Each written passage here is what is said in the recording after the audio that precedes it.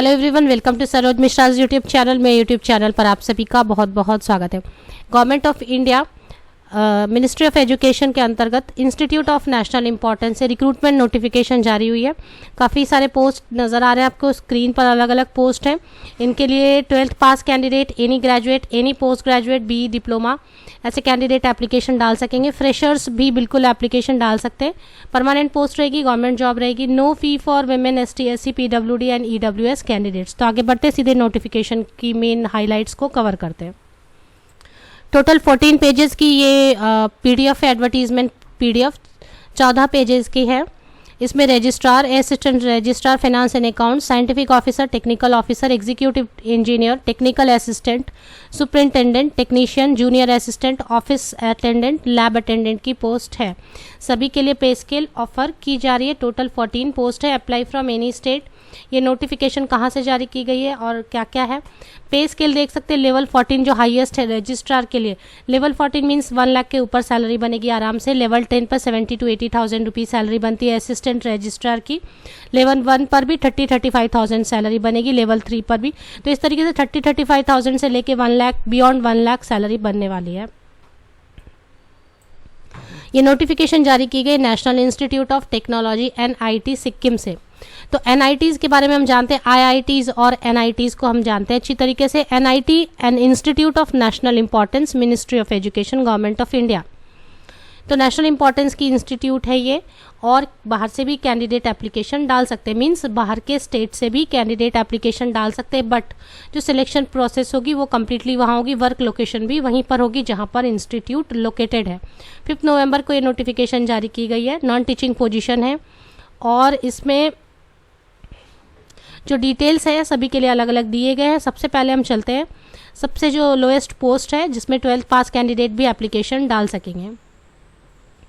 तो जो सबसे लास्ट पोस्ट है वो है ऑफिस अटेंडेंट या लैब अटेंडेंट की। इसमें मेथड ऑफ रिक्रूटमेंट डायरेक्ट है। Senior secondary means 12th pass candidate application डाल सकते हैं। Senior secondary in science from a recognised board. तो इसमें ऑफिस अटेंडेंट के लिए कोई भी 12th पास कैंडिडेट एप्लीकेशन डाल सकते हैं। 27 ईयर्स अपर एज लिमिट है। लैब अटेंडेंट के लिए जिन्होंने साइंस से 12th पास किए वो एप्लीकेशन डाल सकते हैं, बट ऑफिस अटेंडेंट में मिनिमम एसेंशियल क्वालिफिकेशन 12th पास होनी चाहिए किसी भी सब्जेक्ट से, स्ट्रीम से, आर्ट्स, कॉमर्स, साइंस। बट इसके ऊपर की भी क्वालिफिकेशन आपके पास है तो एप्लीकेशन डाल सकते हैं। पे लेवल 1, अपर एज लिमिट 27। दूसरी जो पोस्ट है जूनियर असिस्टेंट की, इसमें भी 12th पास कैंडिडेट, किसी भी स्ट्रीम से आपने 12th पास किए, minimum essential qualification, typing speed होनी चाहिए, और इसके लिए कोई सर्टिफिकेट एक्स्ट्रा मांगी नहीं गई है। स्टेनोग्राफी स्किल को डिजायरेबल में डाला गया है, not mandatory. 27 years upper age limit है। इसमें भी 12th पास या मिनिमम या इसके ऊपर की क्वालिफिकेशन आपके पास है। ग्रेजुएट है, पोस्ट ग्रेजुएट है, एप्लीकेशन डालना चाहते हैं, BE BTech है, एप्लीकेशन डालना चाहते हैं तो डाल सकेंगे। इसके बाद की पोस्ट है टेक्नीशियन की। तो टेक्नीशियन मतलब टेक्निकल हैंड होना चाहिए, ITI होनी चाहिए 12th के पास, तो आप एप्लीकेशन डाल सकते हैं। सुपरिंटेंडेंट की एक पोस्ट बहुत अच्छी है। बैचलर डिग्री में अगर फर्स्ट क्लास है तो एप्लीकेशन डाल सकते हैं किसी भी सब्जेक्ट से।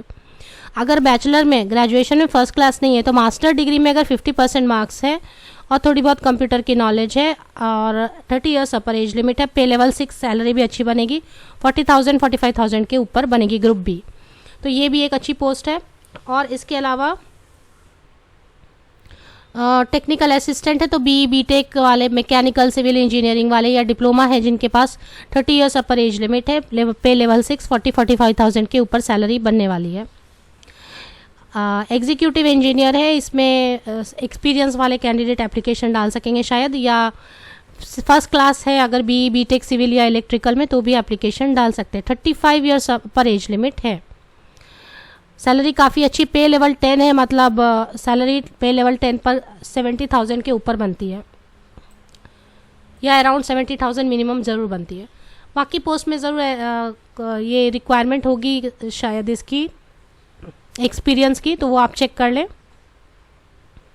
हालांकि एक्सपीरियंस इसमें नज़र नहीं आ रही है मुझे। जो ये assistant registrar, master degree in any discipline with at least 55% marks और इक्विवेलेंट, या फिर employ serving as superintendent, private secretary. तो ये सब चीज़ें दी हुई है, इसको पढ़ लें। इसमें डिज़ायरेबल में मैनेजमेंट, इंजीनियरिंग या लॉ में अगर क्वालिफ़िकेशन है तो, या फिर चार्टर या कॉस्ट अकाउंटेंट है तो इन सबको प्रायोरिटी दी जाएगी।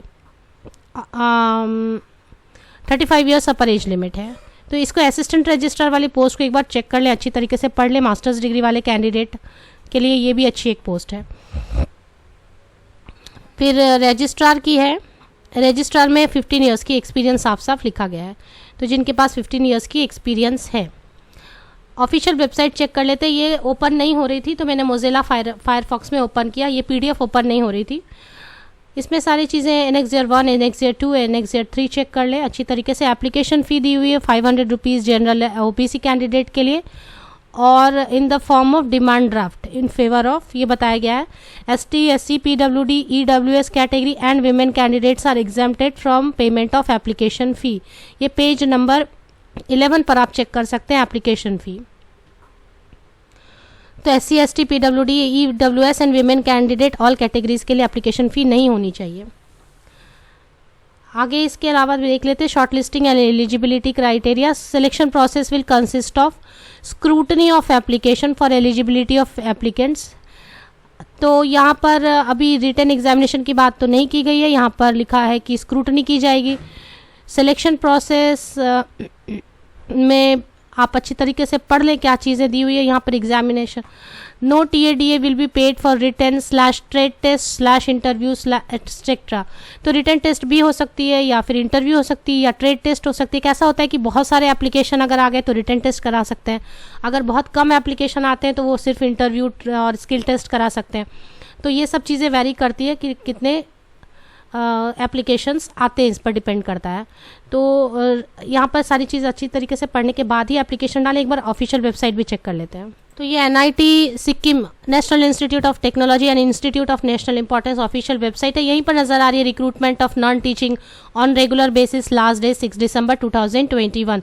तो लास्ट डे 6 दिसंबर 2021 है, यहीं पर नज़र आ रही है मुझे। और इसमें जो एप्लीकेशन करनी है, कैसे करनी है, ये टीचिंग की है। पेज नंबर 14 पर लिखा है completely filled application form along all self attested enclosure. ये सभी चीज़ें जो भी इनक्लोजर है, qualification, experience, category, document etcetera must reach to this address before 6 December 2021। Candidate must also email the scan copy of completely filled application form with enclosure in a. तो ये email पर भी भेजनी है आपको क्लोजिंग डेट के पहले, और 6 दिसंबर तक आपको ऑफलाइन मोड में भी एप्लीकेशन अपनी भेज देनी है। पेज नंबर 14 को अच्छी तरीके से चेक कर लें। तो इसकी एप्लीकेशन फॉर्म कहाँ पर है? जब आप नॉन टीचिंग जॉब अपॉर्चुनिटीज़ में जाकर नॉन टीचिंग रिक्रूटमेंट को क्लिक करते हैं तो वहीं पर आपको एप्लीकेशन फॉर्म PDF भी मिलती है, डॉक फाइल भी मिलती है, और बाकी सारी चीज़ें भी यहाँ पर दी हुई हैं। ऑफिशियल वेबसाइट की लिंक आपको मेरे वीडियो के YouTube वीडियो के डिस्क्रिप्शन बॉक्स को नीचे तक स्क्रॉल डाउन करके चेक करें, लिंक आपको ऑफिशियल वेबसाइट की ज़रूर मिल जाएगी। आप सभी को best wishes, thank you very much.